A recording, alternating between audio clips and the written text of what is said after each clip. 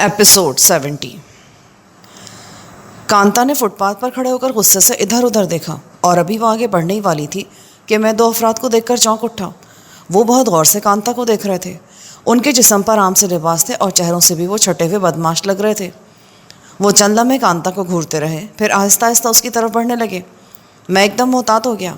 वो दोनों उस कोस्टर के सामने कुछ देर ठहर गए जिसके पीछे मैं छुपा हुआ था। उनमें से एक बोला, यार लगती तो वही है। लगती नहीं बल्कि है भी वही। जीन्स और जैकेट पहनकर समझ रही कि कोई उसे पहचान नहीं सकेगा। तू इसका ध्यान रख, मैं टेलीफोन पर ठाकुर साहब को इत्तला देकर आता हूँ, और अगर ये टैक्सी या गाड़ी में बैठकर कहीं चलती तो। पहले वाले ने खदशा जाहिर किया। तू रहेगा घामड़ का घामड़। अगर मेरी वापसी तक ये निकल जाए तो उसका पीछा करके ठिकाना मालूम कर लेना। 50,000 का चलता फिरता चेक है ये, बस गायब ना होने पाए। मगर ये अकेली कैसे है? इसके साथ तो वो वैन डैम टाइप का एक लौंडा भी था। पहले वाले ने पूछा, होगा वो हरामज़ादा यहीं कहीं, या ठाकुर साहब के आदमियों ने उसे उठाकर ट्रेन से बाहर फेंक दिया होगा। मैं जानता था कि वो किराए के बदमाश हैं। कांता उन दोनों से बेखबर मेरी तलाश में इधर उधर देख रही थी और साथ साथ कुछ बड़बड़ाती भी जा रही थी। मैं फौरी तौर पर छुपकर ये देखना चाहता था कि वो दोनों बदमाश कांता के साथ क्या सलूक करते हैं। फिर अचानक मुझे ख्याल आया कि दूसरा बदमाश ठाकुर से फ़ोन पर बात करने गया है। अगर ठाकुर ने फौरी तौर पर कांता को ठिकाने लगाने का हुक्म दे दिया तो वो लोग उसे मार देंगे। 50,000 की रकम ऐसे बदमाशों के लिए बहुत अहमियत रखती है और मुमकिन है ठाकुर खुश होकर उस रकम में मज़ीद इजाफा भी कर दें। मैंने मुनासिब यही समझा कि फौरी तौर पर निगरानी करने वाले से निपटूं और यहाँ से रवाना हो जाऊँ। मैं टहलता हुआ कोस्टर की आड़ से निकला और उस बदमाश की पुश्त पर जा पहुँचा। वो मेरी जानिब से बेखबर कांता पर नज़रें जमाए खड़ा था। मैंने उसके कंधे पर थपकी दी तो वो बुरी तरह उछला और मेरी तरफ पलट गया। उसके चेहरे पर खौफ और हैरत के मिले जुले तासुरात थे। तुम्हें मेरी ही तलाश थी ना? खाकसार को वैन डैम कहते हैं। उसी वक्त कांता की नज़र भी मुझ पर पड़ गई और वो तीर की तरह मेरी तरफ आई। मैं तुम्हें आधे घंटे से ढूंढ ढूंढ कर पागल हो गई हूँ और तुम यहाँ खड़े खड़े गप्पे हाँक रहे हो। खामोशी से मेरे साथ चलो। मैंने कांता को नज़रअंदाज करते हुए बदमाश से सर्द लहजे में कहा, वरना 1 मिनट बाद तुम्हारी लाश के गिर्द भीड़ लगी होगी। रिवॉल्वर मेरी जेब में है, मैं जेब में से भी फायर कर सकता हूँ, मगर ये मेरी कीमती जैकेट ख़राब हो जाएगी। मगर मैं तो। बको मत, खामोशी से मेरे साथ चलो। चलो कांता, कोई टैक्सी पकड़ो। कांता ने दूर से उसी टैक्सी ड्राइवर को इशारा कर दिया। मैंने बदमाश को एक बार फिर तनबीह की कि अगर किसी किस्म की आवाज़ निकाली तो खामखा बेमौत मारा जाएगा। मैंने कांता को पैसेंजर सीट पर बिठाया और ख़ुद उस बदमाश के साथ पिछली सीट पर बैठ गया ताकि वो काबू में रहे। करोल बाग चलना है ना मैडम? नहीं, मैंने कांता से पहले जवाब दिया। पहले हम ज़रा कुतुब मीनार की सैर करेंगे। ड्राइवर ने झटके से गाड़ी आगे बढ़ा दी। मैंने इस दौरान में अक़ब का ख्याल रखा कि कहीं हमारा ताक़ुब ना किया जा रहा हो। मैं जानबूझकर वहाँ आया था क्योंकि फौरी तौर पर उस बदमाश से पूछगछ के लिए कोई मुनासिब जगह नज़र नहीं आई थी। वर्किंग डे था, इसलिए वहाँ आने वालों की तादाद इंतहाई कलील थी। हम एक ऐसे गोशे में जा बैठे जहाँ किसी हद तक दूसरों की नज़रों से पोशीदा रह सकते थे। हाँ अब बताओ, तुम्हारा ठाकुर इस वक्त कहाँ है? मैंने उससे पूछा। मुझे तो नत्थू लाया था, उसने कहा था तुम्हें इस काम के 10,000 दूंगा। मैंने उसके मुंह पर थप्पड़ जड़ दिया। वो इस गैर मुतवक्को हमले के लिए तैयार नहीं था। वो उलटकर ज़मीन पर गिर गया। थप्पड़ की आवाज़ इतनी ज़ोरदार थी कि काफ़ी दूर बैठे हुए लोग भी हमारी तरफ मुतवज्जो हो गए। मैंने चीख कर कहा, अब करोगे मेरे साथ ऐसा घटिया मजाक? मैं ये जुमला लोगों को सुनाना चाहता था कि वो मुतमईन हो जाएं। सॉरी यार, हाथ कुछ ज़्यादा ही ज़ोरदार पड़ गया। चलो गुस्सा थूक दो। मैंने उसकी कमर में हाथ डालकर उसे उठाया और सर्द लहजे में बोला, तुम्हें नत्थू लाया है या खैरा? मैं जो कुछ पूछ रहा हूँ उसका जवाब दो।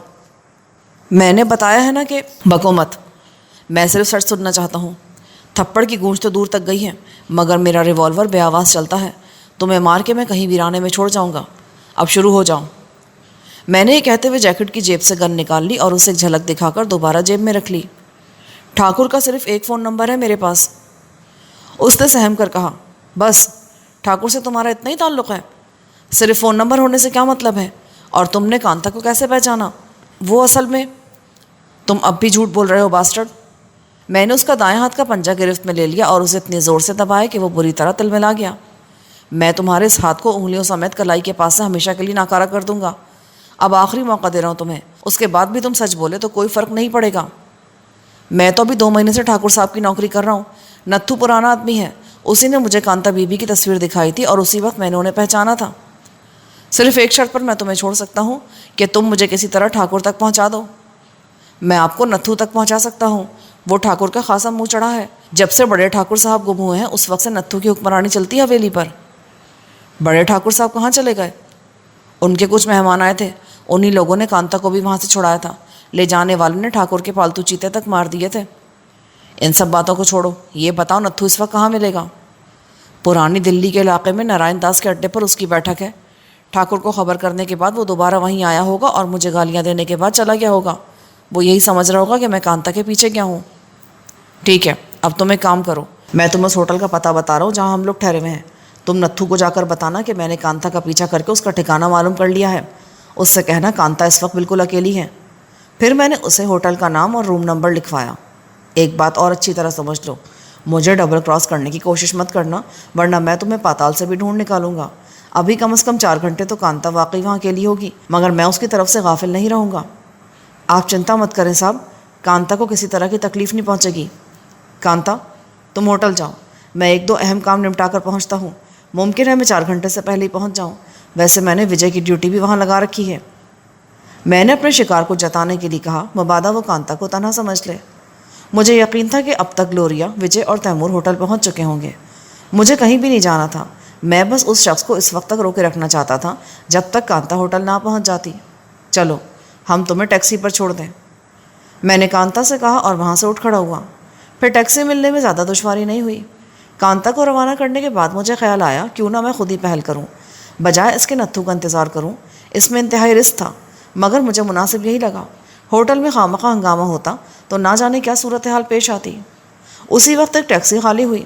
میں نے اپنے شکار کا ہاتھ پکڑا اور اسے ٹیکسی کی طرف گھسیٹتے ہوئے بولا، میرے ساتھ ابھی نارائن دادا کے اڈے پر چلو، میں نتھو سے وہیں ملنا چاہتا ہوں۔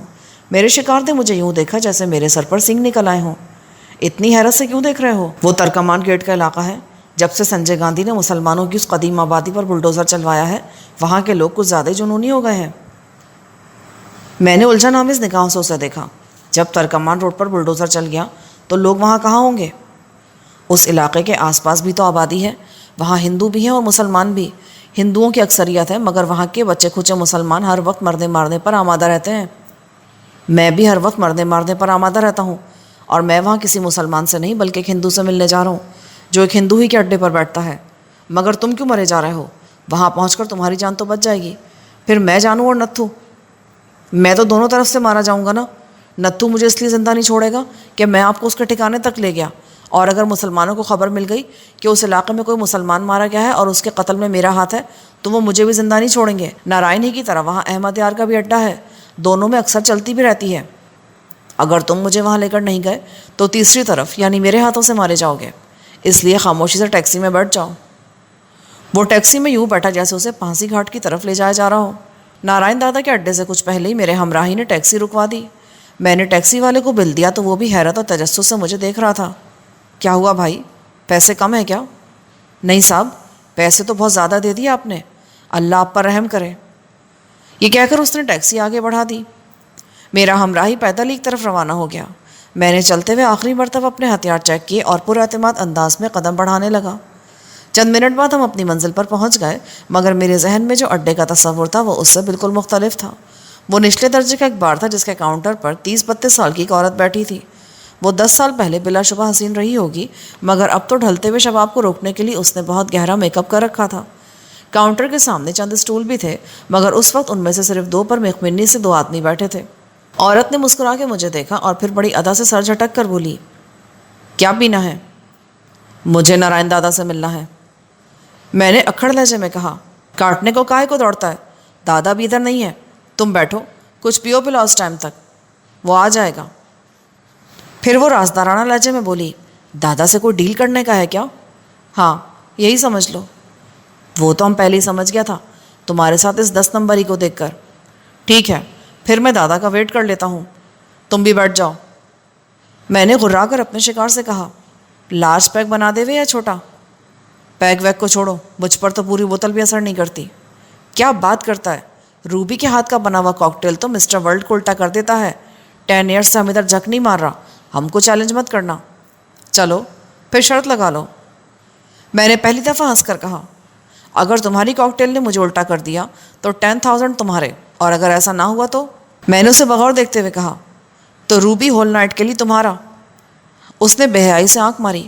کیش کی بات کرو، میرے پاس ہول نائٹ کا ٹائم نہیں ہے۔ وہ چند لمحے سوچتی رہی، پھر بولی اوکے ڈن، اگر میں ہار گئی تو تمہیں 10,000 دوں گی۔ اس نے گلاس اٹھایا اور اسے رگڑ رگڑ کر چمکانے لگی۔ پھر اچانک اس کا ہاتھ رک گیا اور وہ دروازے کی طرف دیکھتے ہوئے بولی چلو تمہارا کیش بچ گیا، دادا آ گیا ہے۔ میں نے دروازے کی طرف گھوم کر دیکھا۔ ایک لمبا تڑنگا اور بھاری جسامت کا آدمی لمبے لمبے ڈگ بھرتا ہوا کاؤنٹر کی طرف بڑھ رہا تھا۔ وہ گنجا تھا اور چہرے پر گھنی مونچھیں تھیں۔ اس کے ساتھ 2 آدمی اور تھے جو 2 قدم پیچھے چل رہے تھے۔ ان کی چال سے اندازہ ہو رہا تھا کہ وہ دونوں مسلح ہیں اور بغلی ہولسٹر لگا رکھے ہیں۔ نارائن کاؤنٹر کی طرف آنے کے بجائے سیدھا بڑھتا چلا گیا۔ کاؤنٹر کے ساتھ ہی چھوٹا سا کمرہ تھا۔ دادا کو خبر کرو کہ میں اس سے ملنا چاہتا ہوں، میں نے روبی سے کہا۔ دادا اس وقت تک کمرے میں داخل ہو چکا تھا، البتہ اس کے ساتھ آنے والے چمچے باہر ہی رہ گئے تھے اور دروازے کے عین سامنے ایک ایسی میز پر بیٹھ گئے تھے جیسے دادا کے گارڈز ہوں۔ دادا کو جا کے بولو کہ تمہارا مہمان آیا ہے، اس نے میرے شکار سے کہا۔ وہ بے جان ٹانگوں سے اٹھا اور آہستہ آہستہ دادا کے کمرے کی طرف بڑھا۔ کیا اس نے ادھر آنے سے پہلے بھی پی تھی؟ روبی نے پوچھا۔ اسے کبھی کبھی بغیر پیے بھی نشہ ہو جاتا ہے، میں ہنس کر بولا۔ وہ جو ہی دروازے پر پہنچا، نارائن کے دونوں گارڈز یا چمچے جھپٹ کر اس کی راہ میں حائل ہو گئے۔ پھر ان میں سے ایک بلند آواز میں بولا منہ اٹھائے کدھر کو جاتا ہے؟ جملے میں ایک ناقابل اشاد گالی بھی تھی۔ دادا بھی بزی ہے، اس نے بولا کوئی اندر نہ جائے، دفع ہو جا تیری تو۔ اس نے پھر نہ صرف گالی دی بلکہ اسے دھکا بھی دے دیا۔ میری کھوپڑی ایک دم گھوم گئی۔ میں جھٹکے سے کھڑا ہوا تو اسٹول زوردار آواز کے ساتھ پیچھے کی طرف کھسک گیا۔ دونوں چمچوں کے ساتھ وہاں بیٹھے ہوئے دوسرے لوگ بھی سر اٹھا کر کاؤنٹر کی طرف دیکھنے لگے۔ میں نپے تلے قدم رکھتا گارڈز تک پہنچا اور نرم لہجے میں بولا دادا سے ایسے نہیں، بلکہ مجھے کام ہے، یہ تو اسے خبر کرنے جا رہا تھا۔ تم کون سے سیٹ برلا ہو؟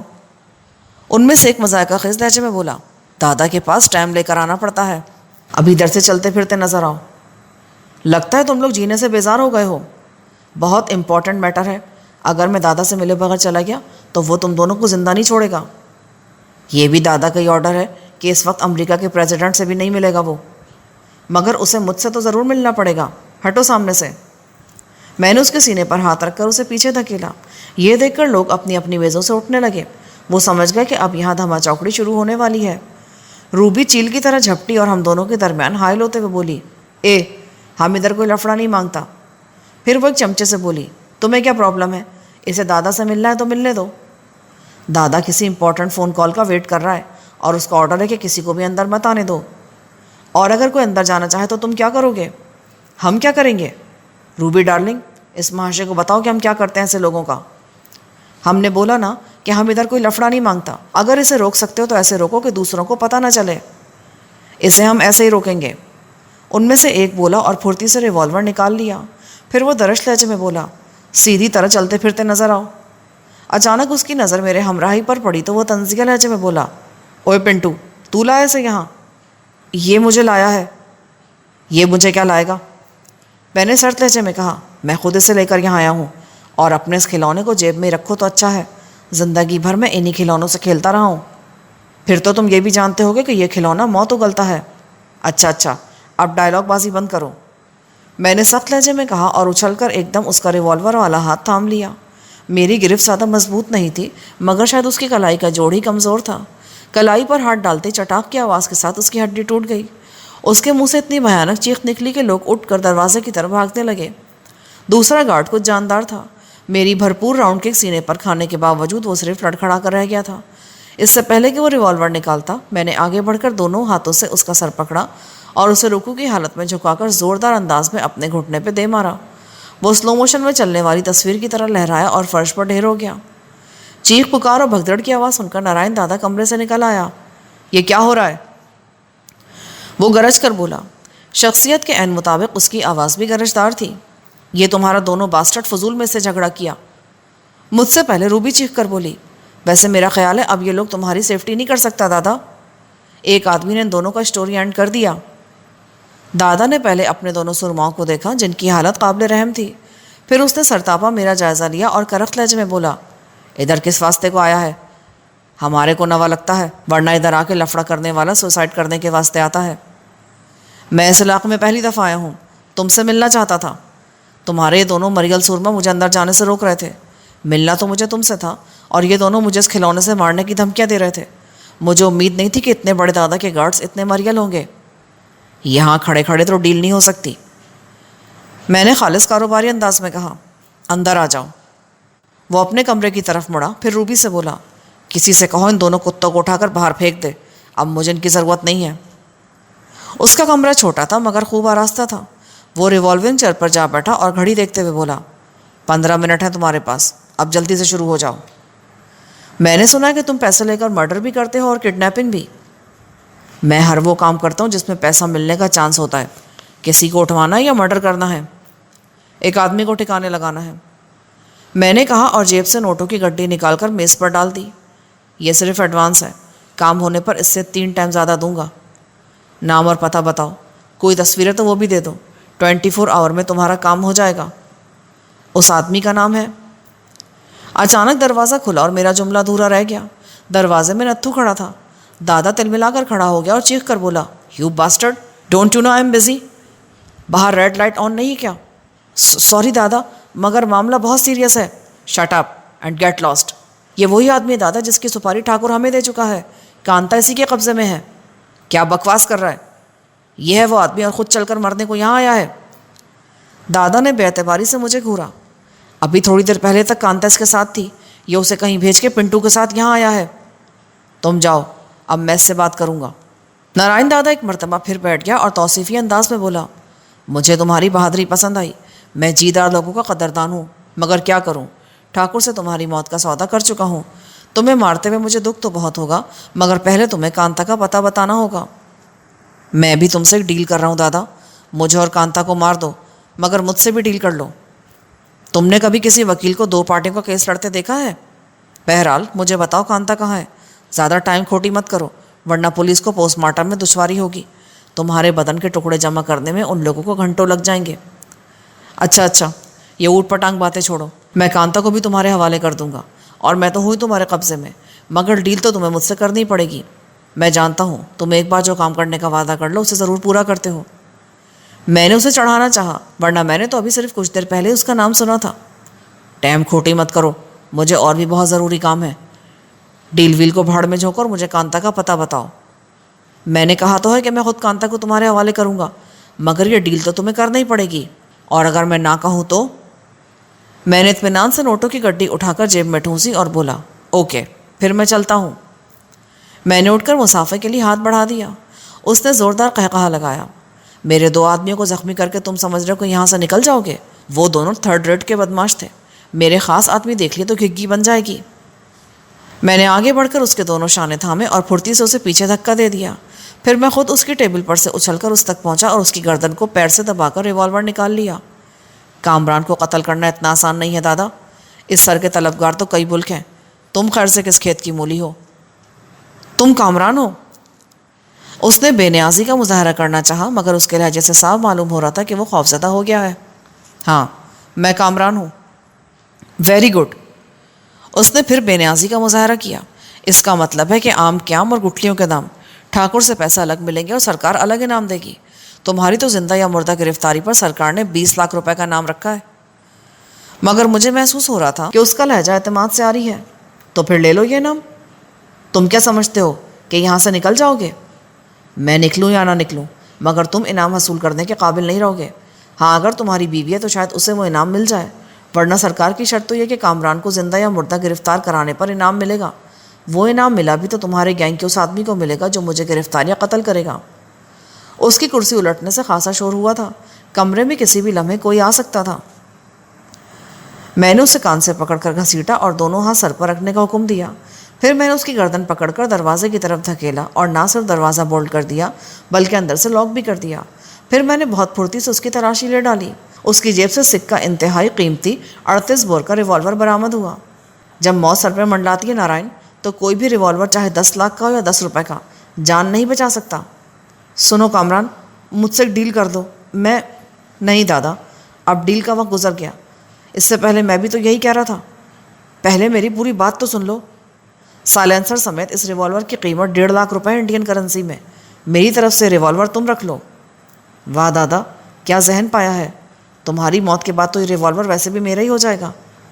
پوری بات سننے سے پہلے بیچ میں مت بولا کرو۔ وہ تہمکانہ لہجے میں بولا، شاید وہ بھول گیا تھا کہ وہ اس وقت میرے رحم و کرم پر ہے۔ یہ ریوالور تو میری طرف سے گفٹ ہے، اس کے علاوہ 2 کروڑ روپیہ، پاسپورٹ اور یہاں سے کسی بھی ملک میں بھیجنے کی ذمہ داری میری۔ میں چند لمحوں کے لیے سوچ میں پڑ گیا، پھر بولا، اس بات کی کیا ضمانت ہے کہ تم جو کہہ رہے ہو اس پر عمل بھی کرو گے؟ جب نارائن دادا کسی کو زبان دے دے تو وہ بات پتھر پر لکیر ہوتی ہے۔ اور تمہاری اس 5 سپاری کا کیا بنے گا جو تم ٹھاکر سے وصول کر چکے ہو؟ میں نے پھر طنز کیا، اس کا پیسہ میں اس کو واپس کر دیں گا، اور ایسا زندگی میں پہلی دفعہ ہوگا۔ نارائن نے آج تک کسی کی سپاری لوٹائی نہیں ہے۔ یہ مت سمجھنا کہ میں جان کے خوف سے ایسا کر رہا ہوں۔ تم بہت جیدار آدمی ہو، اور میں ہمیشہ بہادر اور جیدار لوگوں کی قدر کرتا ہوں۔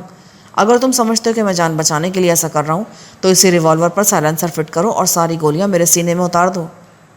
اس نے دراز کھولی اور ریوالور کا سائلنسر نکال کر میرے سامنے ڈال دیا۔ میری سمجھ میں نہیں آ رہا کہ تم مجھ پر اچانک اتنے مہربان کیوں ہو گئے؟ یہ بھی تو ہو سکتا ہے کہ میں باہر نکلوں اور تمہارے کسی آدمی کی رائفل یا ریوالور کی گولی میری کھوپڑی میں اتر جائے۔ تم بالکل ٹھیک سوچ رہے ہو۔ تمہاری جگہ میں ہوتا تو میں بھی کسی کی بات پر اعتبار نہیں کرتا کبھی۔ دنیا بھر کی ایجنسیاں تمہارے پیچھے ہیں۔ ایسا آدمی تو اپنے سائے سے بھی بھڑکتا ہے۔ حیرت تو مجھے تمہاری ہمت پر ہے۔ تم اکیلے یہاں چلے آئے، یہ جانتے بوجھتے ہوئے بھی کہ یہاں تمہارے خون کے پیاسے موجود ہیں، اور تمہاری اسی بات نے میرا دل جیت لیا ہے۔ میں نہیں چاہتا کہ تمہارے ہاتھوں میرے بہترین آدمی مارے جائیں یا تمہیں کوئی نقصان پہنچے۔ نارائن دادا کے لہجے میں سچائی کی جھلک تھی۔ اس عزت افزائی کا شکریہ، مگر تم ٹھاکر سے کیا کہو گے؟ کہہ دوں گا کامران اور کانتا بھارت سے چلے گئے ہیں، اسی لیے اپنی رقم واپس لو، یا پھر انہیں قتل کرنے کا اتنا ہی شوق ہے تو ایسے لوگ پاکستان میں بھی بہت ہیں۔ تو پھر میں تم پر اعتبار کر لوں؟ نہ کرو تو ریوالور تمہارے ہاتھ میں ہے، سیفٹی کیش ہٹاؤ اور ٹریگر دبا دو۔ اوکے دادا، میں تم پر اعتبار کر لیتا ہوں۔ میں نے میز پر پڑا ہوا سائلنسر ریوالور میں فٹ کیا اور اسے جیکٹ کے اندرونی جیب میں رکھ لیا۔